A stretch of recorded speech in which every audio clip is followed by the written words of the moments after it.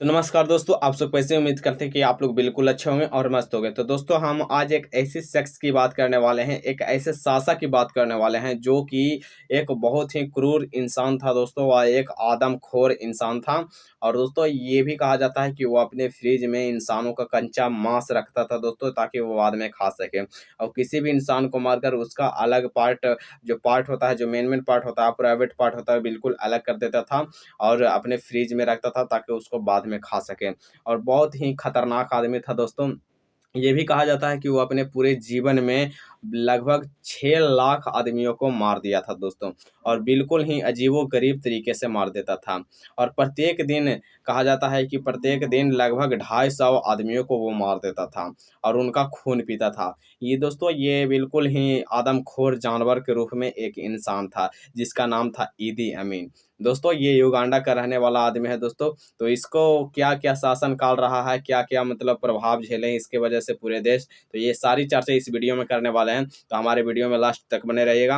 और हमारे चैनल पे हैं तो प्लीज़ चैनल को सबसे पहले सब्सक्राइब कर लीजिए और बेल आइकन प्रेस कर दीजिएगा, ताकि हर आने वाले नए वीडियो का नोटिफिकेशन आप तक आसानी से मिल जाए। तो चलिए हम अपने वीडियो का स्टार्ट करते हैं।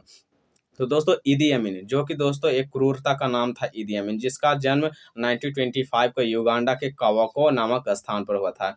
इनके फादर हैं जो दोस्तों, जो कि ककवारा कास्ट से बिलोंग करते हैं। इनके मदर कुवारा ट्राइब से बिलोंग करते हैं दोस्तों।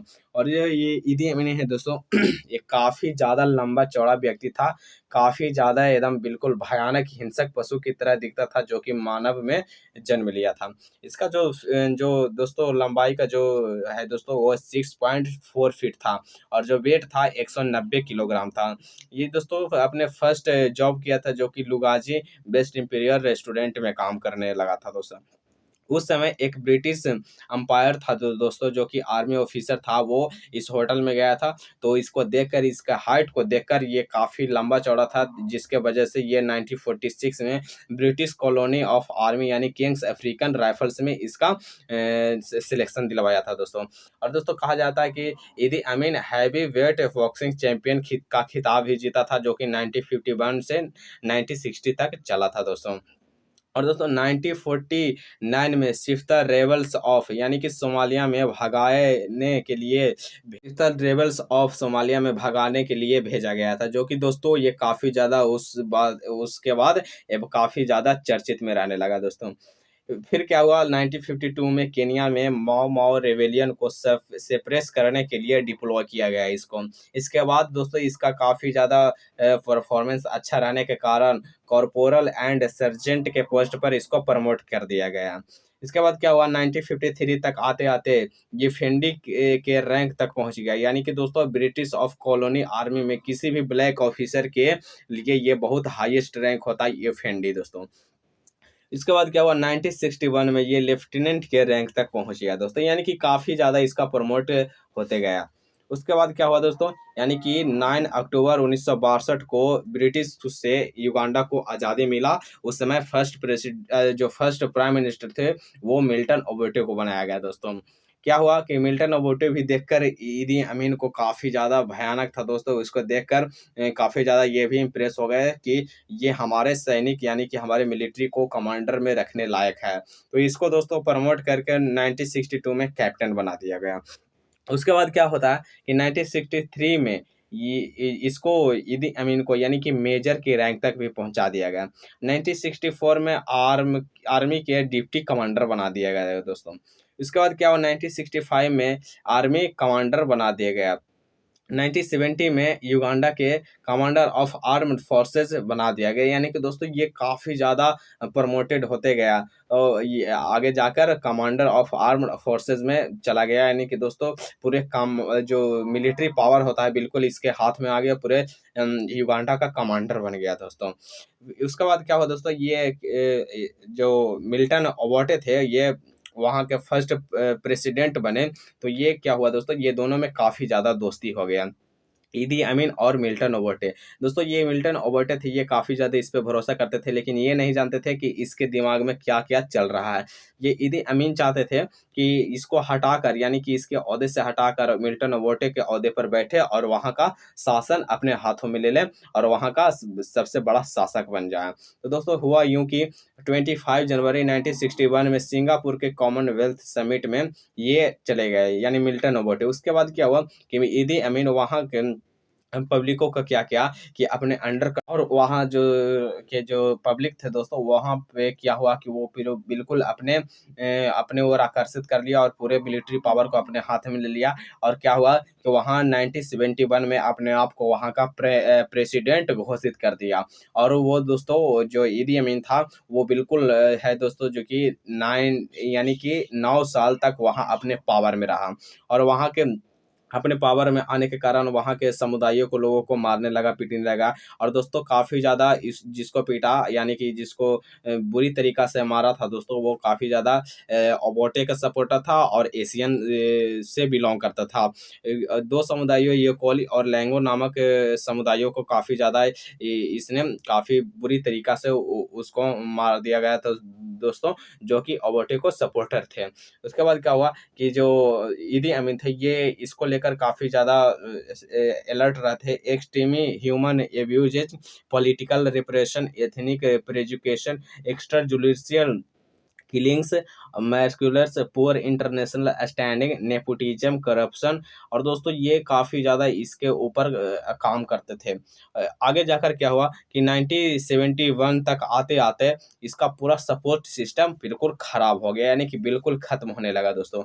दोस्तों यहाँ का जो 1979 में इन्होंने बिल्कुल इकोनॉमिक लेवल की ओर देखा, तो दोस्तों ये काफ़ी ज़्यादा यहाँ के एशियन लोगों को काफ़ी ज़्यादा मारने लगा और भगाने लगा।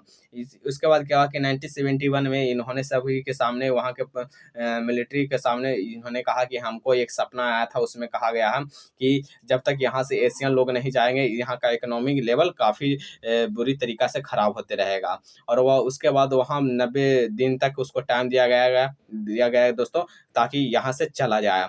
और दोस्तों वहाँ उसके बाद रातों रात 1 लाख आदमी लगभग वहाँ से, युगांडा से भाग गए। और दोस्तों जिसका आर्थिक स्थिति मजबूत था, वो अदर कंट्री में जाकर रहने लगा, जिसका कमज़ोर था वो वहाँ के आस-पास के कंट्री में जाकर वहाँ रिफ्यूजीज़ का काम करने लगा। उसके बाद हुआ कि दोस्तों कि ये बिल्कुल भी अपने पावर में आ गया और तंज उसके जो सटे हुए जो नज़दीक देश थे, तंजानिया और भी बहुत सारे जो देश थे दोस्तों, वहाँ के सैनिकों को अपने ओर आकर्षित करने लगा। और जो तंजानिया के जो प्रेसिडेंट थे दोस्तों, वो काफ़ी ज़्यादा यहाँ पे कैप्चर करने के लिए कोशिश किया, लेकिन वहाँ के जो प्रेसिडेंट थे और यहाँ के जो युगांडा के जो इनके द्वारा विरोध करने वाले जो आदमी थे, सैनिक थे, उसको तंजानिया के प्रेसिडेंट ने अपनी ओर आकर्षित कर लिया, अपने सेना में मिला लिया और उसके ऊपर आक्रमण कर दिया, जिसके कारण वहाँ से उसको भागना पड़ा दोस्तों ईदी अमीन को। और 11 अप्रैल 1979 को पूरे तंजानिया और काम्पाला पर कैप्चर कर लिया। उसके बाद होता क्या है दोस्तों, ये ईदी अमीन था जो भागकर लीबिया में चला जाता है। लीबिया में जाने के बाद दोस्तों वहाँ के जो गवर्नमेंट है, वहाँ से भगा देता है, क्योंकि दोस्तों वो जानता था कि ये काफ़ी क्रूर आदमी है और यहाँ पे रहने के कारण ये हमारे सैनिकों को भी भड़का सकता है, जिसके कारण वहाँ से इसको भगा दिया गया। उसके बाद ये सऊदी अरबिया में चला गया। उसके बाद वहाँ से भी भगा दिया गया दोस्तों, और इसके बाद ये अपने बेटे के पास चला गया।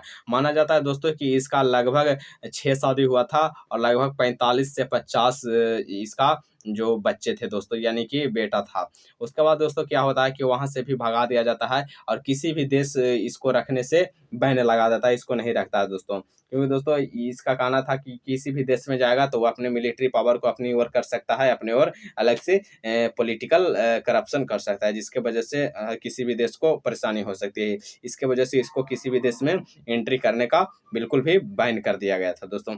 उसके बाद क्या होता है कि आखिर अंत में सऊदी अरबिया का गवर्नमेंट है जो अपने देश में बुला लेता है, वहाँ रखने के लिए इजाज़त देता है।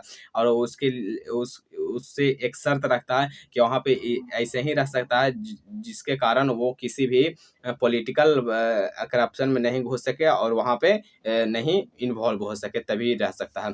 उसके बाद वहाँ रहने लगता है दोस्तों। और आखिर अंत में 16 अगस्त 2003 को इसको मल्टीपल एरेगियन फेलिया के कारण, बीमारी के कारण इसका डेथ हो जाता है। और आखिर अंत में पूरे धरती का जो आज का जो राक्षस है दोस्तों, उसका बिल्कुल खात्मा हो जाता है। तो यही था दोस्तों ईदी अमीन का पूरे इतिहास था दोस्तों, जो कि काफ़ी खतरनाक, काफ़ी क्रूरता के साथ बीता है। तो आई होप ये वीडियो आप लोग को अच्छा लगा होगा दोस्तों। तो अपनी राय हमें कमेंट में ज़रूर बताइएगा दोस्तों, और इसे अपने दोस्तों में ज़्यादा से ज़्यादा शेयर करिएगा ताकि वो भी इस वीडियो को देख सके। और हमारे चैनल को ज़्यादा से ज़्यादा सपोर्ट करिए और हमारे चैनल पे बने रहिएगा। हमारे चैनल पे नए हैं तो प्लीज़ चैनल को सब्सक्राइब कर लीजिएगा और बेल आइकन प्रेस कर दीजिएगा दोस्तों, ताकि हर आने वाली नई वीडियो का नोटिफिकेशन आप तक आसानी से मिल जाए। दोस्तों आप लोग इसे चैनल को सब्सक्राइब नहीं करते हो यार, तो जल्द से जल्द सब्सक्राइब कर लो। और जितना सब्सक्राइब करते हो यार, उतना जो वीडियो वाचिंग होता है उतना आप लोग लाइक भी नहीं करते हो, तो लाइक भी कर दिया करो यार। मिलेंगे ऐसे ही नेक्स्ट वीडियो में, जब तक के लिए थैंक यू सो मच।